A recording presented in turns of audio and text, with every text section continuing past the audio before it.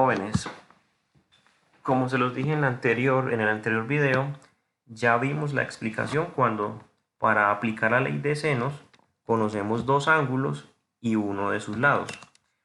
Pero tenemos un segundo caso, en el cual conocemos dos lados y uno solo de sus ángulos, pero este ángulo tiene que ser opuesto a uno de esos dos lados que se conoce. Esa es la condición fundamental. El ángulo que conozca tiene que ser opuesto, tiene que estar como opuesto a cualquiera de los dos lados que se conoce del triángulo.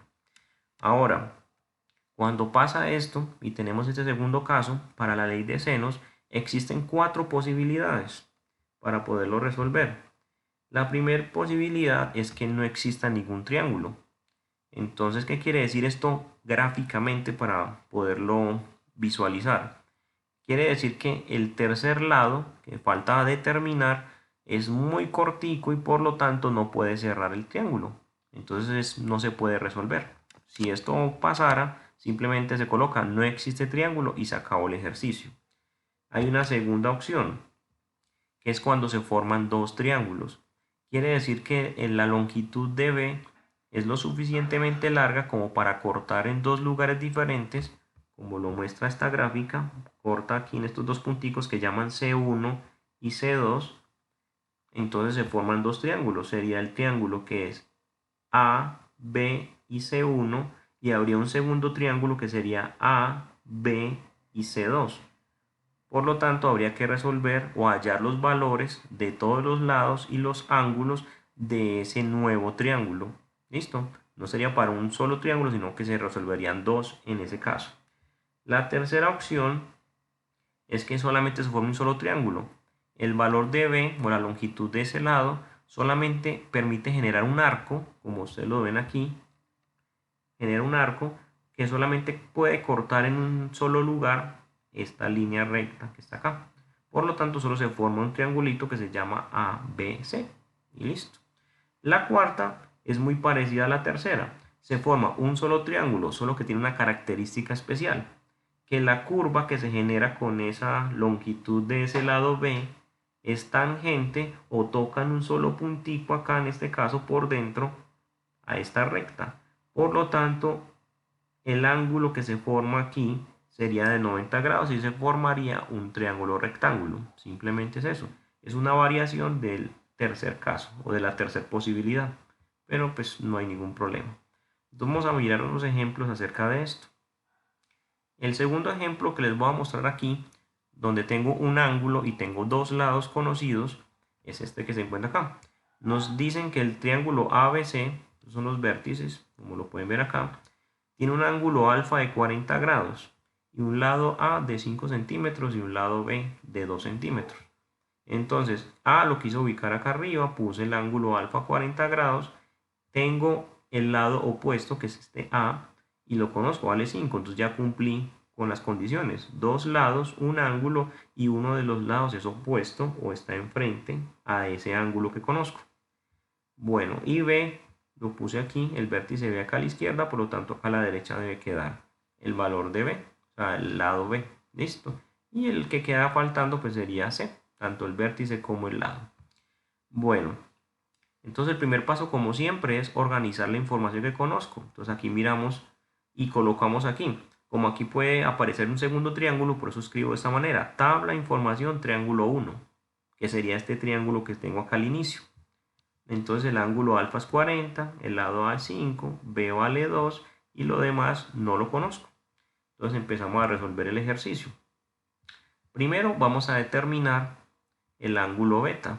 Para hallar beta, como ya se los había dicho, uno utiliza una de las tres razones que esté completa. ¿Listo? Entonces sabemos que la combinación que está completa es alfa como ángulo y lado A como tal. Esta combinación la tengo completica. Y me queda faltando en la segunda línea el ángulo beta, porque ya conozco el valor de B. Por esa razón utilizo estas dos. En la línea de C no conozco ni el ángulo ni el lado, entonces no podría resolver nada allí. Entonces aquí tenemos esta relación de estos dos lados A y B y los dos ángulos alfa y beta. De aquí simplemente reemplazamos los valores, como hicimos en el primer ejemplo, y tocaría despejar seno de beta, por eso lo explico acá. Entonces este 2 está dividiendo, pasa al otro lado a multiplicar, quedaría así el despeje. Bueno, ahora, como tenemos que hallar es un ángulo, vamos a utilizar la función inversa seno a la menos 1.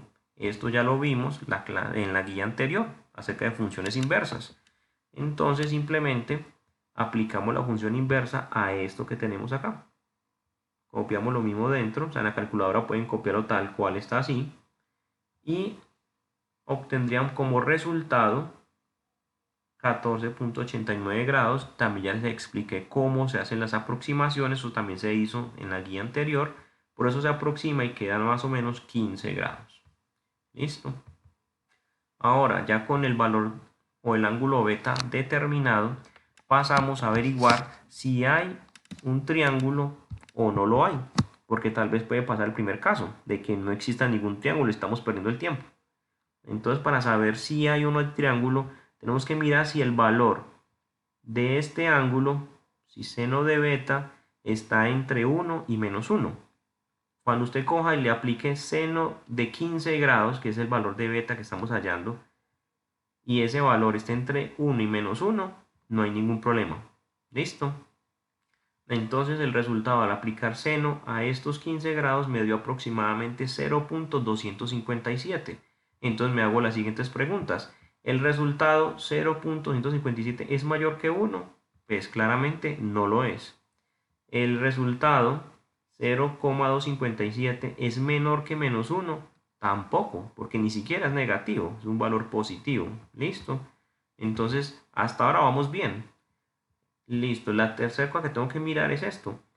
Ya que no es mayor que 1, ni tampoco es menor que menos 1, podemos definir que sí existe un triángulo. ¿Listo? O sea que sí puedo seguir trabajando y resolviendo el ejercicio. Si el resultado me diera mayor que 1 o menor que menos 1, entonces simplemente no habría triángulo, entonces ahí se acabó el ejercicio. ¿Listo? Pero en este caso pues sabemos que si existe al menos un triángulo. Ahora, lo que sigue es determinar si hay uno solo o si hay dos triángulos. ¿Cómo hago para saber si hay uno o hay dos triángulos? Esto es muy simple. Beta vale 15 grados, entonces yo cojo esos 15 grados y se los resto a 180. Entonces siempre cojo el valor que usted obtuvo, ¿no? Por eso estoy aquí marcando esos 15 grados que fue lo que hallamos, se lo resto a 180 y cojo ese resultado, 165 grados. Ahora, ¿para qué quiero eso? Para armar las dos tablitas que vemos aquí a continuación.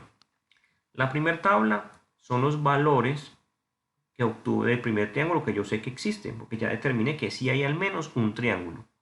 Entonces 40, 15, este es 15, de acá son el ángulo beta que ahorita hallamos, y B que vale 2. El segundo triángulo se copian los mismos valores iniciales, 40, 5 y 2. Aquí los tenemos, el 40, el 5 y el 2, porque son las mismas condiciones iniciales. ¿Qué cambia? Que beta no va a ser 15 grados, sino el valor de la resta que hicimos acá.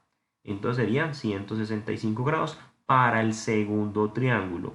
Si miran las dos tablas, la única diferencia que hay es en el valor de beta.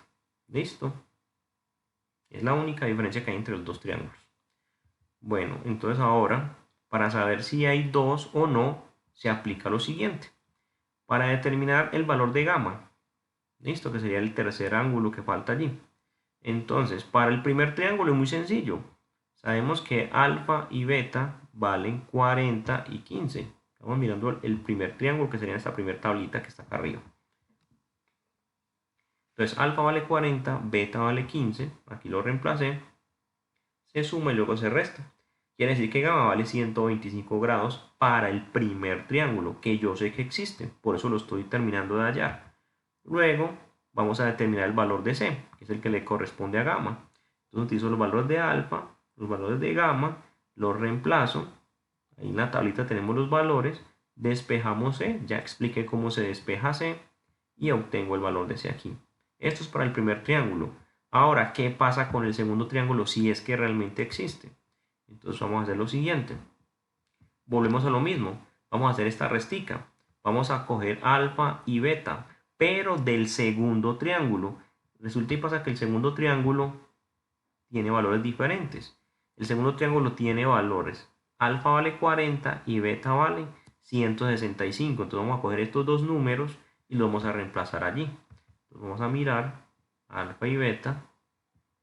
Serían 40, 165. El resultado me da 225. Al hacer esta resta, me queda un resultado negativo.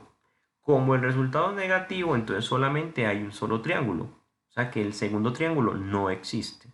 Por lo tanto, ya terminamos el ejercicio. No habría que hacer absolutamente nada más.